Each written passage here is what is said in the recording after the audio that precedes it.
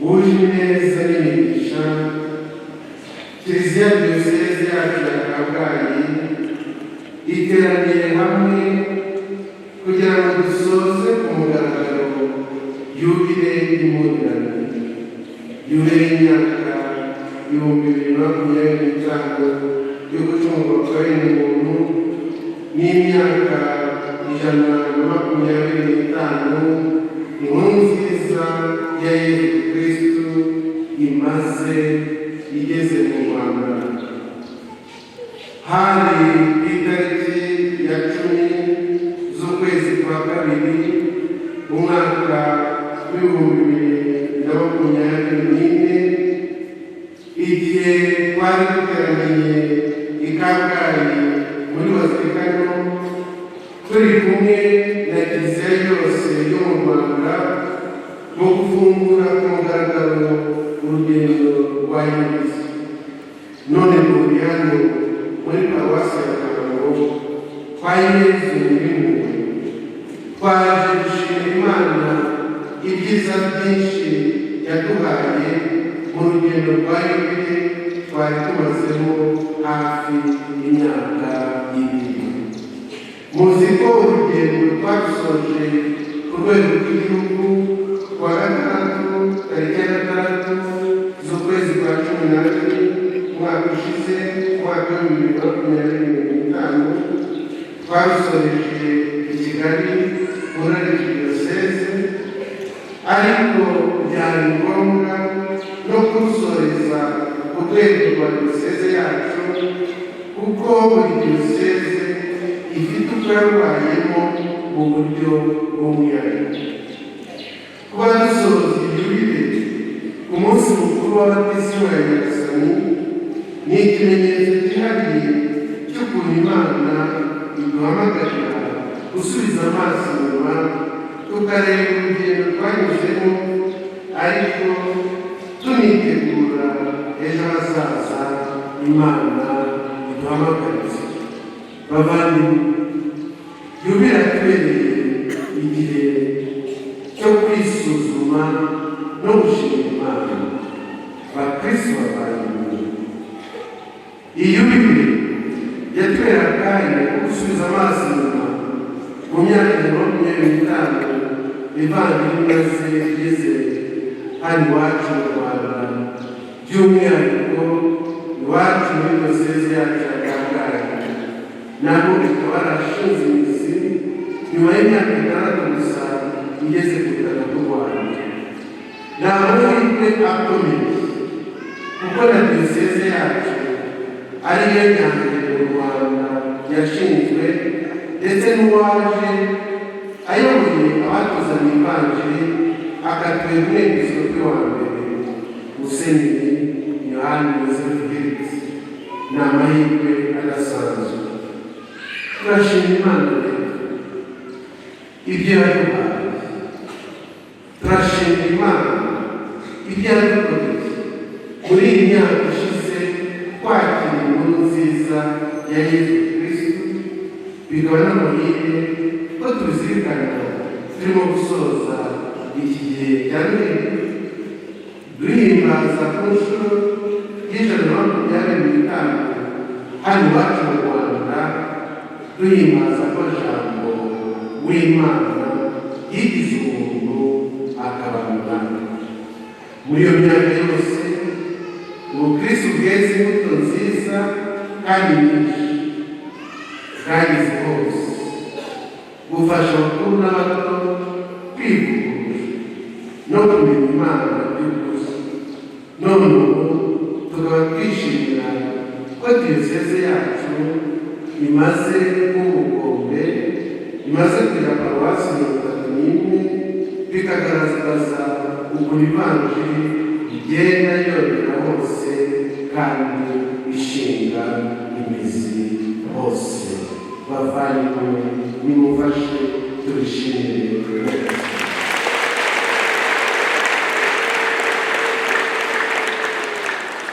Urugendo rwa Yubile turimo gusoza rudusigiye imbuto nyinshi. Bakristo bavandimwe, ko urugendo rwa Yubile dusoje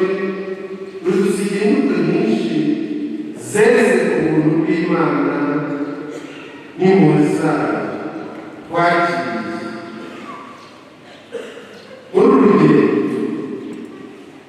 hari abantu benshi bafashe umugambi wo kwihugura bagarukira Imana. Mu rugendo twanyuze mu miryango y'impuhwe. Mu rugendo rwa Yesu twahuye mu ngendo y'Iyobokamana nyinshi. Hari abahawe amasakaramentu cyane cyane y'ibanze: batisimu, ukarisitiya n'ubukuruzi. Isakaramentu rya penitesiya ryaganiwe mu buryo budasanzwe. Hari abakristu benshi bagarukiye igitambo cy'ukarisitiya, ndetse bamwe barenga imbogamizi z'uko iwabo za kiliziya zimwe zabo zari zifunze. Habayeho ibikorwa by'impuhwe n'urukundo bitabarika. Twahuye mu mihimbazo inyuranye, haba ku buryo ku rwego rw'igihugu, ku rwego rwa diyoseze, ndetse no ku rwego rwa za paruwasi. Hari imiryango y'abakristu yari itabanye neza, ikaba yariyunze, ndetse n'abantu ku giti cyabo bakaba barasabye imbabazi ndetse barahaye imbabazi bakajya ku bwiyunge by'ukuri. Hari n'ibintu byiza byinshi umuntu atarondora kano kanya byavurutse mu nsanganyamatsiko twagiye tuzirikana: Kristu soko y'amizero, amahoro n'ubuvandimwe. Turashima Imana yaterekeje muri uru rugendo. Koko rero iyo dusubiza amaso inyuma tukareba urugendo diyoseze yacu yanyuzemo muri uyu mwaka wa Yubile, twabonamo ukuboko kw'Imana.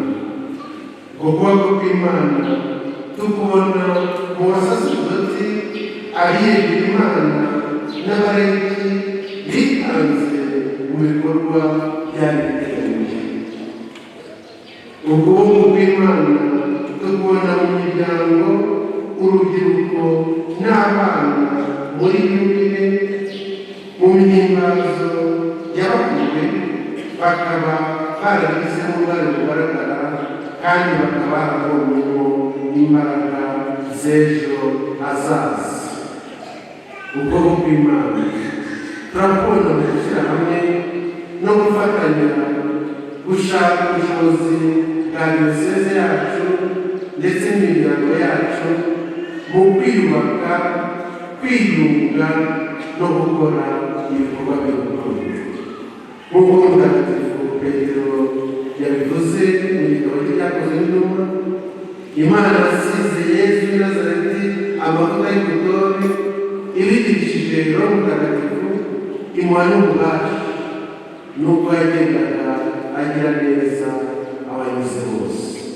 Bavandimwe, na diyoseze yacu ya Kabgayi, urugero rwayo, Imana yayisize amavuta y'ubutore, yayihaye imbaraga za Roho Mutagatifu ibinyujije muri mwebwe ba Kristu, kugira ngo Imana isange abantu bose, ibageze inkuru nziza, ikora ibikorwa by'impuhwe n'urukundo, yite ku banyantege nke n'abatagira kigero.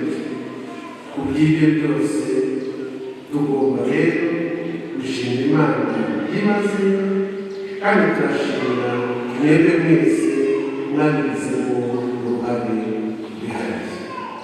Bakristu bavandimwe, kuri uyu munsi twizihizaho batisimu ya Nyagasani, turabona Yesu mu Ivanjili agaragara ahagaze mu bandi bose, yicishije bugufi bw'uruzi rwa Yorodani, yemeye kubatizwa na Yohana, maze ijwi ry'Imana na Se ryumvikana rigira riti: uyu ni umwana wanjye urajyanye n'izina. Aya magambo agaragaza ko Yesu ari umwana w'Imana uri rwagati muri twe, ariko agaragaza natwe abo turimo muri batisimu twahawe, twinjiye mu bumwe hamwe na Yesu, duhinduka abana b'Imana, tuba ingingo z'umubiri wa Kristo n'amabiri mazima agize Kiliziya.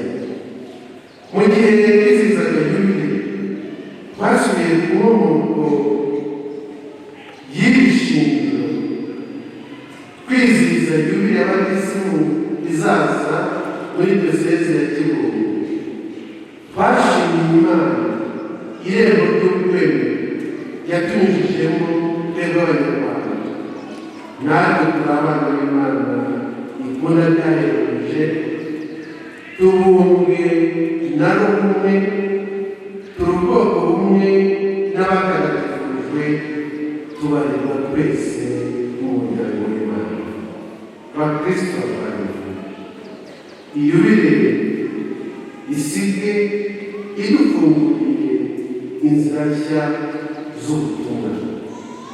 Yubile ntisozwa nk'igitabo gifunze, ahubwo igomba kutubera irembo ridufungurira ejo hazaza.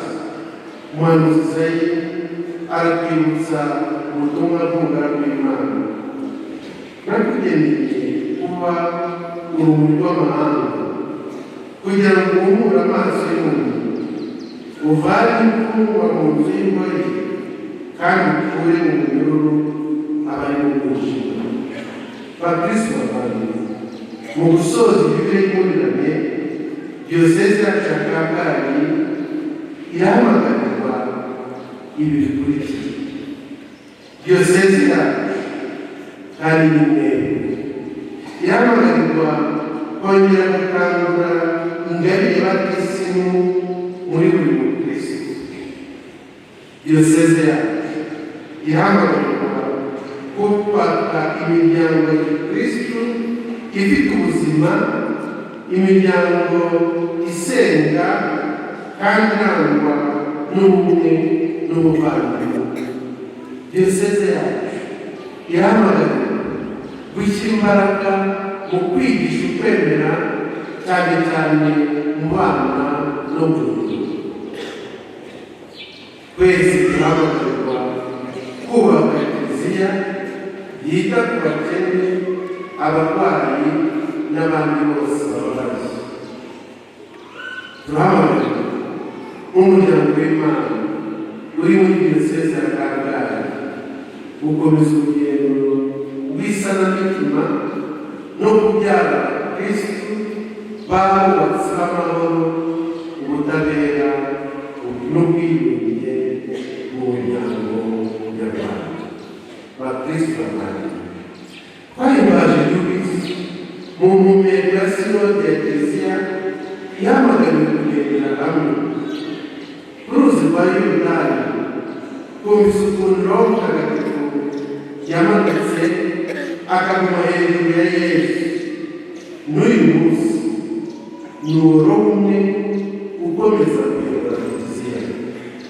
Mu gusoza Yubile y'impurirane, tunareba n'ejo hazaza amateka y'iyogezabutumwa muri diyoseze yacu ya Kabgayi. Duhamagariwe rero kugendera hamwe, tugende twunze ubumwe twese nk'abasaserdoti, abiyeguriye Imana n'abakristo bose. Tugende dufite amizero, kuko turi abagendana amizero n'ubwo imbogamizi zitajya zibura. Tugende dufite ukwizera gukomeye, kuko Nyagasani Yesu ari kumwe natwe iminsi yose kugera ku ndunduro y'isi. Nimucyo rero tubituje iby'ejo hashize tubishimira, duture Nyagasani ibiri uyu munsi tubibamo mu budahemuka.